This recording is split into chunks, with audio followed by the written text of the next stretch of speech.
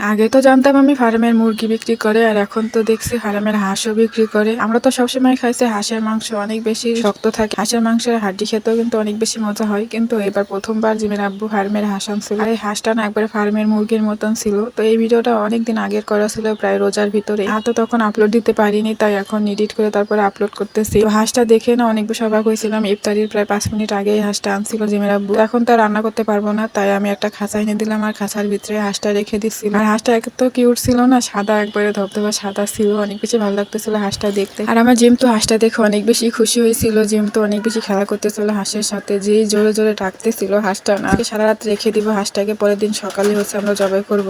তো জিম যে ধারে কাছে আসছে আর হাঁসটা জোরে জোরে ডাক দেয় আর দৌড়ায় চলে যায় অনেক দূরে। এভাবে করে বিকালটায় ও খেলা করছে হাঁসের সাথে। আর রাতে যখন ঘরে এনে রাখতে তো বাইরে রাখতে পারবো না, তাই ঘরে এনে রাখছিলাম হাঁসটা। আর এর পাশে কিন্তু আমাদের ছোট দুইটা হাঁস আছে, যে দুইটা হাঁস জিমের আব্বু আগে এনেছিল। আর মুরগি করা ছিল, মুরগি করা কিন্তু মরে গেছে সবগুলোই, আর শুধু দুইটা হাঁসি রয়ে গেছে। রাত্রেবেলা বারবারই খালি আসতেছিল হাঁসের কাছে, আর হাঁসের সাথে যে এরকম দেখা করতেছিল, এরকম ধরতে চাচ্ছিল হাঁসটা, কিন্তু আর এত জোরে জোরে ডাকতেছিল হাঁসটা। তো যাই হোক কোনো রকম রাত্রে বোঝাই তুলে রাখছিলাম জিমকে। তো তারপরে সকালবেলা উঠে তাড়াতাড়ি করে হাঁসটা জবাই করে দিব, কারণ হাঁসের লোনা বাঁচতে অনেক বেশি দেরি হয়, যেহেতু আমি একা একা সব কাজই করতে হবে। আর তাই আমি সকাল সকাল জিমের আব্বুকে উঠায় তারপরে হাঁসটা নিয়ে বার করে নিয়ে চলে আসলাম। আর দেখেন কত কিউট লাগতেছে না হাঁসটা, আমার কাছে অনেক বেশি ভালো লাগতেছিল। এই হাঁসটা এত পুরাটাই সাদা, দেখতে অনেক বেশি ভালো লাগতেছিল। তো যাই হোক আমি হাঁসটাকে এখন জবাই করে দেবো। হাঁসটা ওজন কিন্তু অনেক বেশি ছিল, এই প্রথমবার ফার্মের হাঁস খাবো, জানি না কেমন খেতে হবে। তারপরে প্রথমবার আনছিল জিমের আব্বু, তো আমি এই জায়গায় নিয়ে আসছিলাম। আর আমার জিমকে কোনো কিছু আনতে বললে না কি সুন্দর করে এনে দেয়। তো বালতিটা এনে দিয়েছিল, যেহেতু পানি ভরা লাগবে বালতিতে। তো তারপরে জিমের আব্বু আর আমি হাঁসটা জবাই করে দিলাম। আর তারপরে জিমকে নিয়ে একটু দোকানে গেছিল, যেহেতু অনেক বেশি রোদ ছিল বাইরে, তাই জিমকে নিয়ে গেছিল একটু ঠান্ডা কিনে দেওয়ার জন্য। আর গ্যাস লাইটও ছিল না, তাই বাবা ছেলে দোকান থেকে যে জিমের জন্য ঠান্ডাও কিনে নিয়ে আসছিল, জুস কিনে আনছিল, আর হচ্ছে গ্যাস লাইটও কিনে আনছিল। আর এখানে দেখেন এই জুসগুলো এত বেশি খারাপ, অনেকেই বারণ করে এই জুসগুলো খাওয়ার জন্য, কিন্তু বাচ্চারা তো ছাড়েই না, এগুলো খাবে। তো এইগুলো খাইলে না ঠোঁট একবারে হলুদ হয়ে যায়। তো তারপরেও বারবার এইগুলো কেনার জন্য বায়না করে। তো যাই হোক জিমের আব্বু কিন্তু এখন আমার প্রিয়াই চুলা জাল ধরাই দেয়। তো আজকে চুলা জাল ধরাই দিছিল, যেহেতু হাঁসটা পোড়াতে হবে, তো সুন্দর করে চুলা জালটা ধরাই দিচ্ছি। আর এখানে আমি হাঁসটা সুন্দর করে বেছে নিচ্ছি, অনেক বেশি বড় ছিল হাঁসটা, ছোট রুমে অনেক বেশি কম ছিল,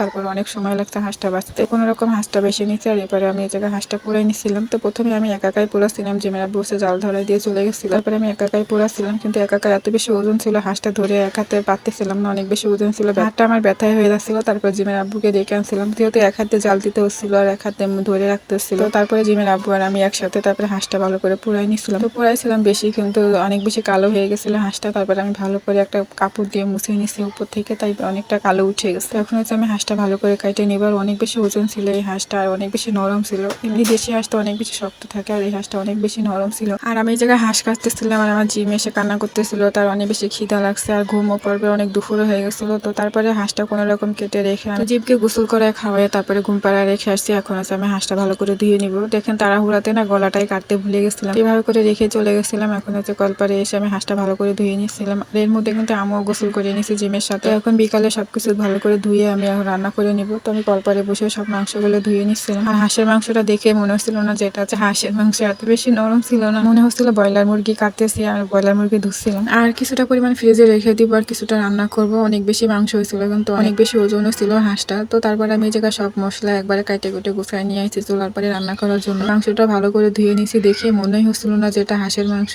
তো তারপরে কড়াই দিয়ে পরিমাণ মতন তেল দিয়ে আমি মশলাগুলো দিয়ে ভালো করে রান্না করে নিচ্ছিলাম। তাড়াহুড়ো করে সবকিছু একবারেই দিয়ে দিছি এটার ভিতরেই।